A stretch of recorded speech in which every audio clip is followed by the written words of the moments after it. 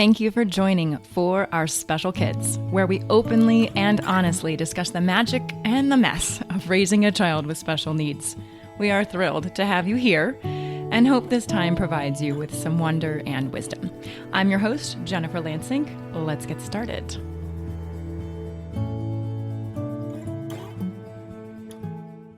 Happy Thanksgiving week for those of you in the U.S. I am sorry I sound so horrible.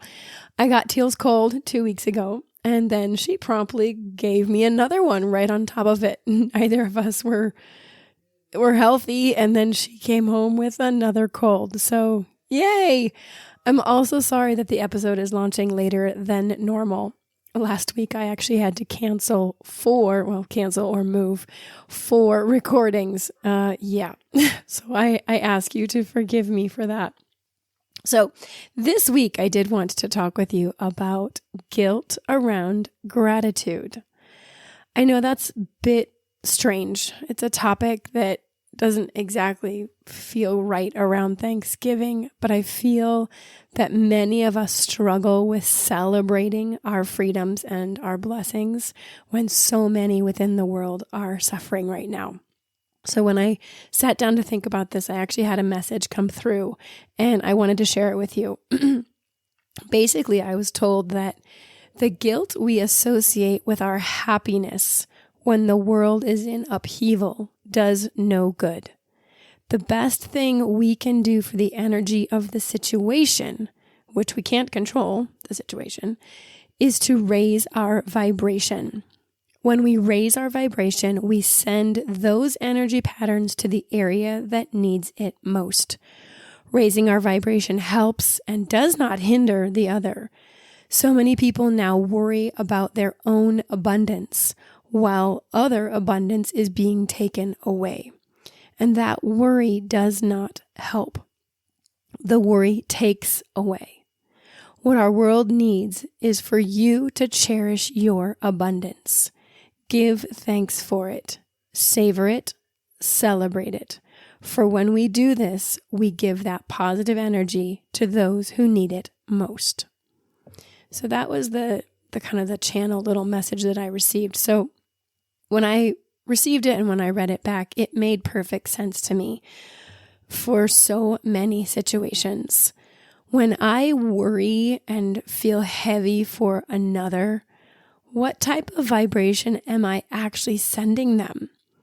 If I have a choice in what energy I send to another, I want to choose something that will bring them up, give them peace, help them find joy and comfort. If I can't control the situation, I certainly can control how I feel about it, what I focus on, and the waves of emotion and energy that cross over from me to the other, or to the other situation, or to the other person. So in doing some research around this, I came across a quote by Roy T. Bennett from The Light in the Heart. And Roy says, "No amount of regretting can change the past, and no amount of worrying can change the future." I don't think I agree with the latter part of his quote. I think that worrying can change the future, but not in the way we intend. I believe we can send energy into the future that can shape our reality. And so if we spend our time worrying or regretting, or if we're ridden with anxiety, I think it does impact the cellular level of the future and thus those within that future. So the people we love and the people we cherish. We must choose our emotions wisely. What we focus on is what we receive. It's basic law of attraction. You focus on the negative, you get and give the negative. The same is true for the positive. We spend our days searching for somewhat of a silver lining, and then we get to spend our days feeling and experiencing the silver lining. I'm not asking you to be all gold lining, and I'm not asking you to be all rose-colored glasses, but I am asking you to hold yourself accountable to your choice. So I do agree with what Corrie ten Boom wrote in Clippings from My Notebook. Corrie says, "Worry does not empty tomorrow of its sorrow. It empties today of its strength." If you feel worry in your body, where does it reside? Where does it live? Let's take a moment and feel it. So think of something that you are currently really worried about. So is it cooking Thanksgiving dinner? Is it the airplane connections that have to happen this week in order for everything to work out perfectly? Is it the exposure to germs for your little one? Or is it if a loved one will wake up tomorrow? Once you've picked that situation, where do you feel it? Where in your body do you feel the worry? And how does it feel? Is there a low hum or a vibration? Is there an ache? Do you feel shaky? Does your heart rate increase? Or does the pit in your stomach sink a little lower or get heavier? The real question is, do those feelings, do they feel strong? Or do you feel weak? Does your loved one need you to be strong or weak? Does your family need you to be strong or weak? Really, the question is, for yourself, do I want to be strong inside or weak inside? And it's a choice. Feel that choice. I'm not saying it's always an easy choice, but you do have the ability to make it. And as you do, you have the ability to shift the vibration around the present and, I believe, around the future. So, as we sit down to honor and count our blessings this Thanksgiving, if you're celebrating, and heck, even if you're not, just sit down and take a moment and try and let go of the guilt and the anxiety and the worry and determine the best energy that you want to put into this world. You know, what do our friends in Europe need right now?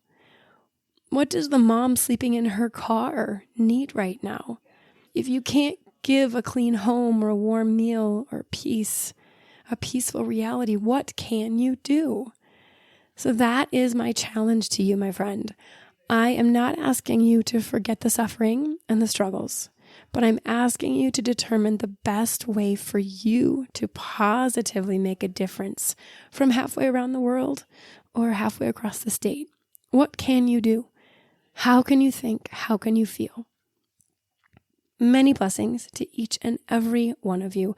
I'm so thankful that you listen to our podcast, and I send many blessings to everyone in the world, that we may each find light in the darkness and love in our hearts. Thank you so much for joining us today. I hope you found one or two meaningful nuggets of information to make your day better. If you think there's value in what we do, please take a moment to tell another friend, family member, or a caregiver. We'd love to hear from you at forourspecialkids@gmail.com. You can send in a question, a comment, a topic that you'd like to learn more about, or if you'd like us to highlight a certain person, please send that information to us. It makes our show so much better and so much more valuable for you. Our Facebook and Instagram handle is For Our Special Kids.